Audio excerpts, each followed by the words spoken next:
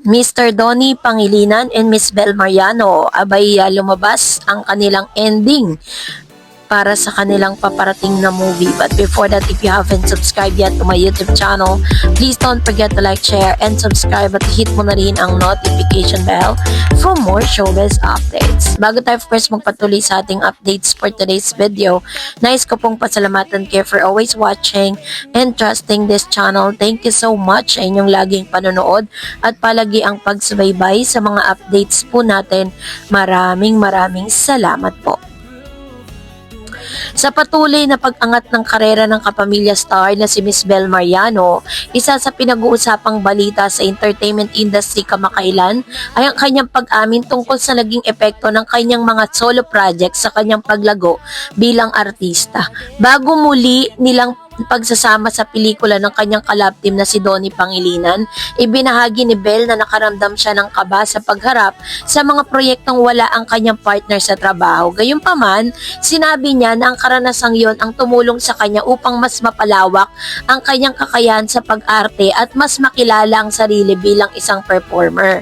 Ang kanyang mga pahayag ay nagbigay inspirasyon sa maraming tagahanga, lalo na sa mga sumusubaybay sa tambalang kilala bilang Don Bell na matagal ng isa sa pinakasikat na love team ng bagong henerasyon sa showbiz sa Pilipinas. Si Bel ay unang nakilala bilang child actress sa telebisyon bago tuluyang sumikat bilang isa sa mga leading ladies ng kanyang henerasyon.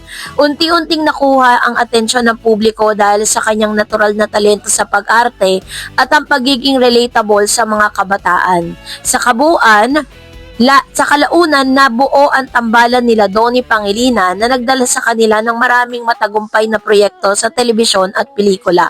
Isa sa pinakakilalang proyekto ay ang romantic comedy film na Inconvenient Love na ipinalabas noong 2022 at nagpakita ng kanilang chemistry sa big screen. Sa pelikulang ito, ginampanan ni Bel ang karakter na si Ayef, isang independent na babae na may mga pangarap sa buhay ngunit naharap sa komplikadong relasyon. Ang pelikula ay naging mahalagang milestone sa kanilang love team dahil dito nagpatunay na kaya nilang bigyan o dalhin ng isang pelikula bilang pangunahing bida.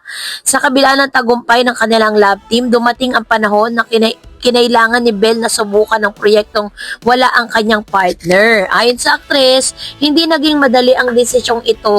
Inamin niyang nakaramdam siya ng kaba dahil sanay siyang may kapartner sa mga eksena at promotion ng proyekto. Gayunpaman, napagtanto niya na mahalaga ang ganitong hakbang upang mas mapalawak ang kanyang kakayahan bilang artista. Sa kanyang mga solo projects, nagkaroon siya ng pagkakataong mag-explore ng iba't ibang acting styles at makatrabaho ang iba't ibang direktor at veteranong artista sa industriya. Para kay Bel, ang karanasang ito ay parang isang thrilling ground or training ground kung saan natutunan niyang tumayo sa sarili niyang kakayahan bilang performer. Isa sa pinakamahalagang aral na nakuha ni Bel mula sa kanyang solo projects ay ang pagkakataong makatrabaho ang mga veteranong aktor sa industriya. Sa mga ganitong proyekto, natutunan niyang obserbahan ang disiplina at dedikasyon ng mas nakatatandang artista.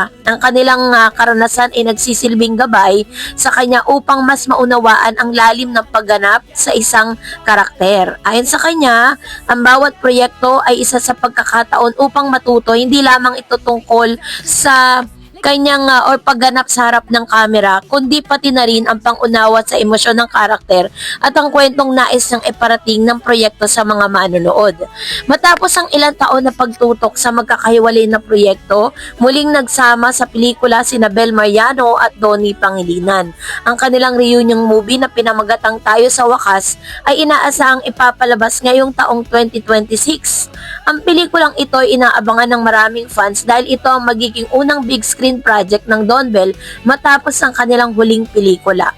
Ayon sa ilang ulat, ang bagong pelikula ay ang mga temang romance at nostalgia kung saan maglalakbay ang mga karakter sa nakaraan upang maunawaan ang kanilang relasyon at mga desisyon sa buhay. Sa social media, maraming fans na nagpahayag ng excitement sa muling pagsasama ng Don Bell sa pelikula. Para sa kanila, ang pagkakaroon ng hiwalay na proyekto ni Bell at Donnie ay nakatulong upang mas mapalawak ang kanilang kakayahan bilang artista. Ngayon, na muli silang magsasama sa pelikula, inaasahan ng fans na mas matured at mas malalim ang kanilang pagganap. Mailan ding nagsabi na ang paghihiwalay muna ng kanilang mga proyekto ay naging magandang hakbang upang maiwasan ang pagiging limitado sa iisang genre or karakter. Ang paglago ni Belle bilang artista at singer, bukod sa pag-arte, patuloy ding lumalago ang karera ni Belle sa larangan ng musika. Sa mga nakaraang taon, naglabas siya ng mga kanta at album na tinangkilik ng kanyang mga tagahanga. Ang kanyang mga awitin ay kadalasang may temang pag-ibig at personal na karanasan ng kabataan. Ayon pa sa mga ulat, patuloy siyang pinagsasabay ang kanyang karera bilang actress at singer na nagpapakita ng kanyang versatility bilang isang performer. Ang ganitong kakayahan ay bihira sa industriya, kaya naman patuloy na tumaas ang kanyang halaga bilang artista. So, pagkatapos po niyang ilabas ang lahat ng ito, meron pong isang nag-leak na photo, no? Kung saan nakasuot po si Miss Belle Mariano ng wedding gown. Kasi, according po dun sa narrative ng kwento, nung kanila pong gaganapan, na karakter dito po sa nasabing Tayo sa Wakas, yung kanila pong pinamagatang Tayo sa Wakas ay pelikula na inabangan na maraming mga fans dahil dito magiging unang big screen project ng Don Bell matapos ang huling pelikula. Ayon po sa ilang ulat, ang pelikula may tema siyang romance at nostalgia, kung saan maglalakbay ang mga karakter sa nakaraan. So, ibig sabihin, yung kanila pong gagampanan is parang nangyari na siya dati. Tapos, hindi lang natin alam kung paano po siya magsiswitch sa present, no? Parang may pagka-nostalgic, ganon yung niya, yung ganon yung kanyang tema. Yun yung sinasabi ni Direk Cathy Garcia.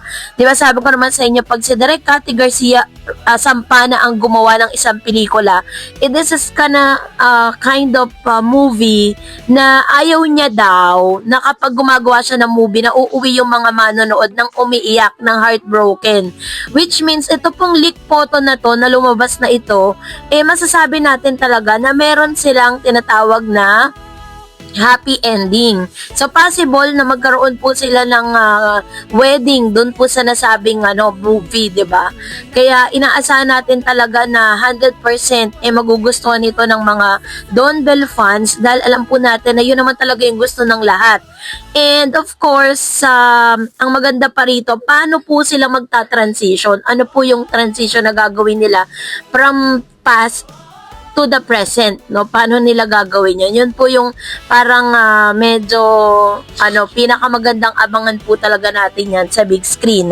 Dahil soon, ilalabas na ngayon 2026 dahil nag-start na po sila nag-live na nga si Direk Cathy Garcia Sampana na sila po talaga ay nag-taping na. And this year, ilalabas po yang Tayo sa Wakas. So, yun po isang movie at mapapanood po natin yan soon sa big screen. So, sana po lahat ng mga Don Bell fans talagang sumubaybay sa nasabing movie para masundan ulit. So, that's it for today. For more videos and updates, please don't forget to like and subscribe, and please don't forget to follow my Facebook page, Dar Eds TV and Dar Eds channel. God bless everyone!